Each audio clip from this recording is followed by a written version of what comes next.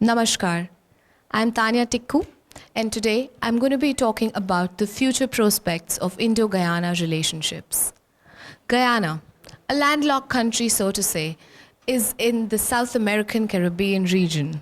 From language to rituals, India and Guyana have so many things in common, and just more than a colonial past. The relationship between India and Guyana have been warm and cordial. 2018 marks 50 years of diplomatic celebrations between India and Guyana. A high-level ministerial delegation led by the second Vice President and Foreign Minister is in India. The delegation has already met with our External Affairs Minister Srimati Sushma Swaraj, and they have signed 3 MOUs for cooperation. The MOUs have been signed on renewable energy, cultural exchange program, and a framework of agreement on solar alliances. The bilateral trade between India and Guyana as of 2015-16 stands on $34 million. India has also done some high-visibility projects in Guyana, which include giving of floodlights for the capital city of Georgetown, supply of 14 irrigation drainage pumps, and a building of a cricket stadium. Today we have with us the entire delegation who are going to be talking about this new phase in Indo-Guyana relationships. So let me begin the discussion with inviting on the dais Honorable Second Vice President and Minister for Foreign Affairs for the Ministry of Guyana, Mr. Carl Greenidge. Mr. Greenidge, thank you so much to be here and welcome to India. Mr. Vice President, if I say that this is the dawn of a new relationship between India and Guyana, the new phase of relationship between the two countries, how true is it? Is it the start of something really new and exciting? Well, that is the intention. It is the intention. We have had so far a very close, long-standing, and fruitful relationship with India over the years, and that relationship has spanned, if you like, common people. The populace of Guyana, significant proportion of it is of Indian stock. And as a consequence, there are cultural spillovers. Can I say this visit is the start of something new between the two countries? So how significant is this visit? Well, the visit is significant because I think we are moving into a new phase beyond those old cultural and political ones, or standing cultural and political ones, to try to enhance the level of economic cooperation. This is where this one is different. We've committed ourselves to working on enhancing trade and investment in particular. Technical assistance is also part of that, but that has been something we've been doing for a long time. But the intention is to raise the level of cooperation and perhaps move it to a new quality. A new quality of cooperation between our countries. Yes, and we have discussed in the last 2 days some of these new areas of cooperation. Energy is a major problem for Guyana. It has served to constrain our development over the last 4 or 5 decades, especially with the oil price increases that we've had, because we are extremely heavily dependent upon fossil fuels. We have had extensive discussions with the Minister of Foreign Affairs and the related ministers, not only on cooperation in energy in general, but we spoke specifically of Guyana's petroleum potential. Also discussed renewable energy. I think both countries are committed to this. Your president and ours have made public commitments to variants of green energy, commitments to renewable energy, and these are areas in which we can cooperate quite fruitfully. And look forward to better Indo-Guyanese ties. So I would like to move the same question to Ms. Audrey Waddell, Director General of Ministry of Foreign Affairs of Guyana. So is this a start of something new? If you could just quickly give us a roundup. For me, I would say it's a continuation of a process that had commenced many years ago when we established diplomatic relations. But this visit, of course, represents the thrust of the government of part of our foreign policy of establishing closer ties with India. One of our main objectives is to sensitize the business community to the opportunities that exist in Guyana for investment, as was explained by the minister, and also to inform the Indian community of our continued commitment to pursuing the same cultural ties that we have started many years ago. Leading on to that question, my next question would be for Mr. Feltortmet, Minister of Natural Resources for Guyana. So the MOUs that have been signed during this visit, what is the action plan for those? By when can we expect them to be in full power? Thank you. Pleasure to be here. The MOUs, of course, were signed yesterday, and in discussions with the various ministers led by our foreign minister, we are to have exchanges of teams in the first quarter of this year. So there is great enthusiasm on both sides of the oceans for these MOUs to be given effect to, and we are hoping that our president himself will be here in March, and if not, a very high-level delegation of ministers. Probably the foreign minister may find himself here again in March for the summit, and certainly by the end of the year, we'll have much to report. Has there been a meeting yet between you and our Minister of Petroleum and Natural Resources? Yes, that meeting took place yesterday. We also So could you, if you could quickly give us the point of discussions and a few insights from... Discussions this morning went the way of us discussing various areas of collaboration, including, of course, from exploration to marketing of our petroleum and natural gas, possible areas of intervention for the government and some businesses from India, training, refining of oil, and, of course, the possibility of Indian companies themselves exploring for petroleum in Guyana. Okay, building on to the same question, I would like to now take the question to Dr. Mahinder Sharma, CEO, Guyana Energy Authority. If you could give us a quick points of discussion with the Petroleum Minister of India, and what's the way forward from there? Well, thank you very much. As Minister said, that the discussions were rather cordial and friendly, and we were able to discuss areas of common interest, providing support to Guyana in a number of areas in our fledgling state of development of the petroleum sector, and I think those initiatives were very much welcome on the Guyana side. Very well. There's a quick information that I would like to give our viewers. An MOU was signed between GCCI, which is the Georgetown Chamber of Commerce, and Federation of Indian Exporters Organization. With the signing of this MOU, there were agreements to build up on trade in terms of pharmaceutical, tourism, renewable energy, ICT, oil, gas, and also film production. So this leads me to a question for you, Honorable Vice President, again. Why has the only focus of this visit being oil and gas? Why are the other sectors being blatantly ignored? And if not ignored, what is this current status for the other sectors on this? Well, the truth is, of course, that the other sectors have not been ignored. The MOUs, as you identified, included the International Solar Alliance. That is one part. So that is a discussion separate from the petroleum.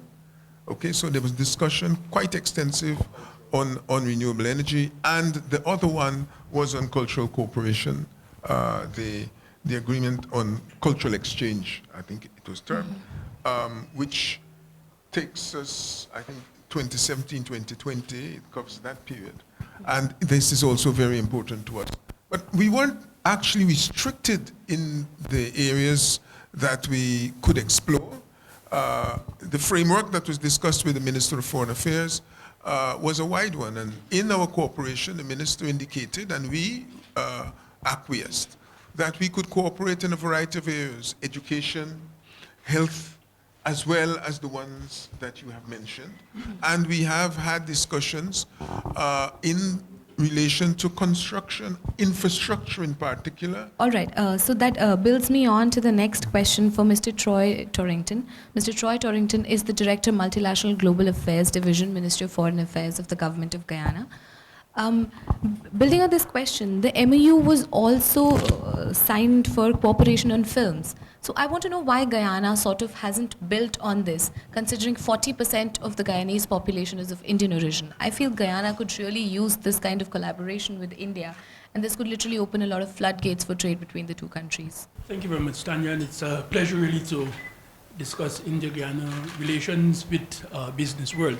I think you've made a very salient point in terms of the large scope for collaboration on cultural aspects. In fact, you'll find that the program of cultural cooperation with Guyana is quite extensive, and the MOU on cultural cooperation, in fact, revitalizes in several aspects and takes forward a framework that has been in place since 1974. And I can go through an extensive list with you in terms of the various areas in which there is very dynamic and ongoing cooperation, including in relation to language, dance. There's an Indian cultural center in Georgetown that is very, very dynamic. As a matter of fact, now that you've mentioned it, 2018 will in fact mark the 180th anniversary of the arrival of Indians in Guyana, and a very robust program of observation is contemplated, in which there is likely to be exchanges between Guyana and India on a reciprocal basis. But specifically on the question you asked in terms of film, Guyana has been primarily a consumer of Indian films, and I can tell you that the following is large beyond those who are of Indian origin. All Guyanese essentially, so the stars of Bollywood are well known. Who's the most popular Guyana. star, Indian Bollywood star? My preference is for Shah Rukh Khan. That's a very well choice. Shah Rukh Khan is a very good choice.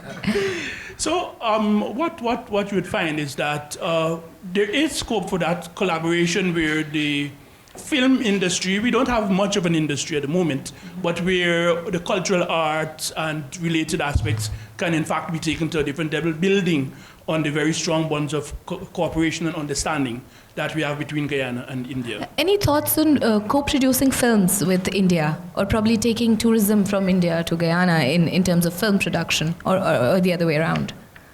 It's something certainly that might be explored. And I think with this visit, it lays the groundwork for much more significant flows of visitors to Guyana and from Guyana. Very well, very well. If we're building on cultural exchange and we talk about cultural exchange, I believe tourism is one of the key elements of cultural exchange between the two countries. What is the way forward in terms of increasing tourism from India to Guyana? This morning we had the presentation, one of the presentations at the FICCI Exchange was on our tourism sector. And the intention was to sensitize the Indian business sector of the opportunities that are available for investment in that sector. Our product mainly is in ecotourism, and the idea was to generate some interest in terms of possibilities for Indian investment in the sector. That was mainly our focus, but also we would like to encourage Indian nationals to visit Guyana. I think I would pass on the same question to Dr. Sharma. Dr. Sharma, how do you think we can build on Indian tourism to Guyana? Tanya, I think we're doing it right now. The role that you're playing, having the media present and putting the spotlight on Guyana is what is needed. We need to create more attention. Of course, the oil and gas resources now put us on a different map and create a different set of attention. But the three documents that we signed with the government of India this week provides a framework and opportunities for greater collaboration. The MOU on renewable energy, the support ISA document, and the cultural exchange document, all three provide a framework for us to foster the kind of collaboration. And in fact, there's much that we can exchange to. Diwali in Guyana is celebrated by a huge motorcade of trucks that are lit up in special ways. I don't think I've seen that happening in India, but that's something that is almost unique to Guyana, started by the religious groups there. So there are lots of opportunities that can present themselves both culturally, environmentally, socially, and technologically to foster those relationships. Wonderful. My next question again goes to Mr. Totman. As per a few reports, New Delhi had offered a support for reconstruction of the Guyanese sugar corporation and sugar industry. Can you give us details on that? Yes, thank you. We are, even as we speak, in the process of reconstructing, rationalizing, right-sizing the industry. As we lost our preferential markets in Europe for our sugar, we had no choice but to rationalize, because we were not given that favored treatment any longer. So we are in the process of identifying 3 estates that will service the industry. We had a very bad experience with what we thought would have been a modern factory that would have been the answer to all of our woes. It turned out to be, in fact, the source of all of our problems, because the amount of money sunk into it was over $200 million. The technology seemed not best suited for our soils and for our climate. And so we have, in a sense, to go back to the drawing board, and we are looking to international experts, and this is a matter that the foreign minister has raised with his counterpart, Minister of External Affairs, ways in which India, with its vast experience, knowledge and expertise in matters of both agriculture and in sugar in particular, can be of support to Guyana. So it is an area that we will be pursuing vigorously. Thank you. If we sort of get to a little bit of a summary, you've been here for a few days now, but in the very short, brief period that you've been here, if I could individually ask each one of you to give me a short summary of your stay in India so far and your experience. I'd start with you, sir. The visit so far has been extremely fruitful and rewarding in the sense that we've had very constructive reactions to our proposals. We have also found that the ministers and the authorities to whom we've spoken, including the private sector, are very proactive. They have proposals that they want us to consider. And we will be challenged, I think, to respond to all of them effectively in a very short space of time, but that is the aim. I could ask Thank you, you. Mr. Totman. This is my first visit to India. It has been nothing but amazing. I am in love with the colors, the songs, and the people of India. And you're also visiting Taj Mahal tomorrow. We are visiting the Taj Mahal tomorrow. And so from a personal level, it has been, as I said, amazing. From the technical level, we have had very good meetings with counterpart ministers, and we are quite ourselves pleasantly surprised at the level of enthusiasm for us to come together, our 2 countries, to strengthen the bonds that have existed for the past 50 years. So I go back with great expectations that we will be meeting each other very soon and in a meaningful way. Wonderful. If you could answer the same question, Dr. Sharma. Thank you. This is my 3rd visit to India. And I've had an opportunity to see growth from 2000, 2012, and now in 2018. And I'm certainly quite impressed with the rate of progress that I've been seeing, infrastructure development, and certainly the warmth and hospitality of your people is very high up there on the list.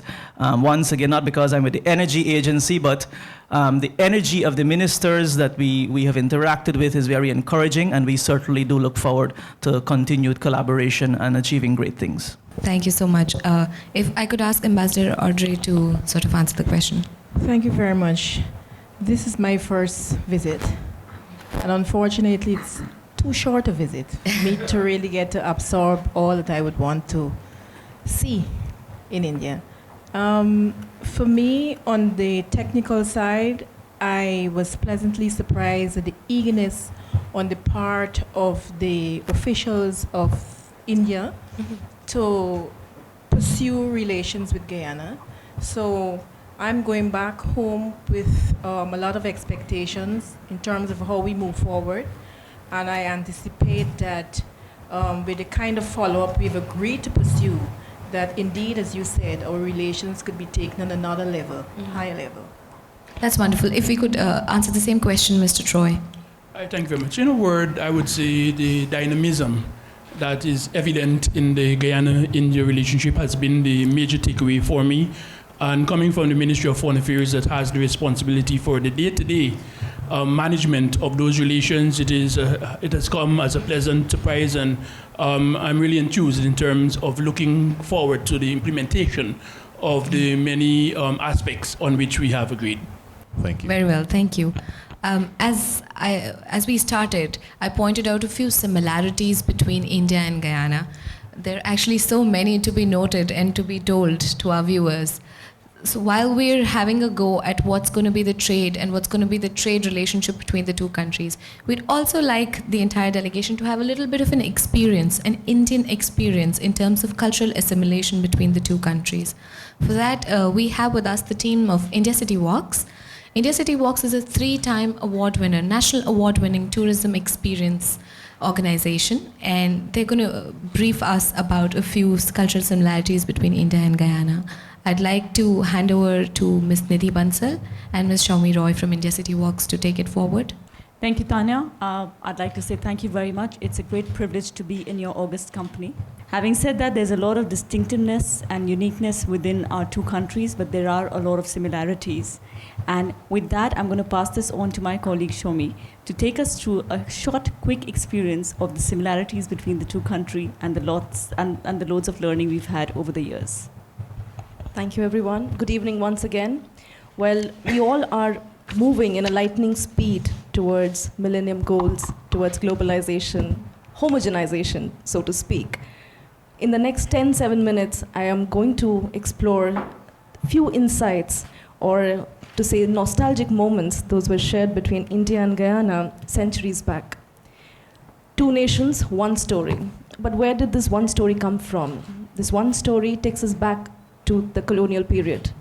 Thanks to United Kingdom for one time that both of us came together, Guyana and India, probably.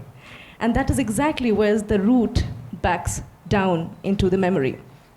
1838, like Sir you mentioned, 180th year of Indian Arrival Day, probably 5th of March is where it's celebrated. That is what takes us back to the roots. Lots and lots of indentured labor moving into Guyana, settling in down. But what made it possible? It was possible because Guyana is seen as the secret superstar of South America. Many journals have mentioned this over and over again. And what makes you a secret superstar? That is something that you have been the melting pot. Your nation has been a melting pot with various communities, races, faith, all of it coming together. And that is exactly how the Indians have seeped into Guyana, with languages like Hindi, English, Urdu, being spoken, Creole for that matter, being spoken, for faith like Hinduism, Christianity, being taken over and over again. But how is it that the two nations have imbibed the similarities and cultural assimilations together? A quick snippet on the fact that when we talk about cultural assimilation, we talk about a lot in cuisine, faith, religion, and language. Talking about cuisine, the Guyanese cuisine, or the culinary blend, has been a hybrid one. And of course, not to forget the curries. Mr. Vice President has been smiling and probably has a comment to make on that. But 7 curries is something that I hear have been a favorite in the wedding season. So that is something that we look forward to, because India falls back again as a nation of curries. Talking about curries, the influence of tamarind and coconut takes me back to our geographical location in Kerala. Exactly the replica of what probably Guyana looks like, with coastal areas, backwaters, coconut trees, incessant rainfall. And that is exactly how the nations have been conjoined into the colonial past. Looking at cricket as one and Bollywood as another, looks like a flagship that has come together in these two nations over the past centuries. Well, yes, I don't know if this is a familiar word or not, but when we speak to the rural counterparts in India as well as Guyana, words like, or linguistic legacies like Balan or Belna as a rolling pin, which gets your, yes, absolutely. That's a familiar word with everyone. That's a familiar word. Absolutely. We call it Balan. Yes, so that is one. Ajja and Ajji, to greet somebody, or to say namaste to someone, or nana nani to their grandparents from the maternal side, seems like one cultural assimilation that we have carried forward in these two nations. Coming to festivities and wedding shenanigans, who doesn't know what drama music plays in big fat Indian wedding, or now the Guyanese wedding? I have been reading a lot about how these two nations have been pulled together in one string when it comes to the wedding, and the entire plethora of the shenanigans that takes place in the wedding season. I don't know about Guyana much, but what I understand, in India, we at least celebrate for 2 days, if not. There you go, sir. So that is what makes it even more this assimilation or more interactive, because that is how we look at it. With that, I think I'll conclude here, because not taking much of your time, and Tanya is here to come up with the questions anymore. Thank you so much, Team India City Walks. So that sort of brings us to a conclusion to this discussion. So a few points that we should have made from this discussion that we've had today. India and Guyana may be miles away, miles apart, geographically distant, but yet there is a very strong bond, a very strong connect between the two countries, not geographically, but culturally. A very big and fine example is on this table, Dr. Sharma, an Indian origin man in the delegation from Guyana. Of course, India is proud. Also, as Honorable Vice President mentioned, that there are so many areas of cooperation that we are looking forward to. Guyana is open to as many investments and as many prospects of trade with India. Another area to look forward to. As High Commissioner Mr. Pollard said, that if not more, but at least most of the expectations from the visit so far have been met. The delegation is traveling to one of the beautiful milestones that India has, the Taj Mahal, tomorrow. I hope it's going to be a wonderful stay and a wonderful travel. With this, I think we shall call it a wrap. India and Guyana, so far yet so close. I am Tanya Tikku signing off.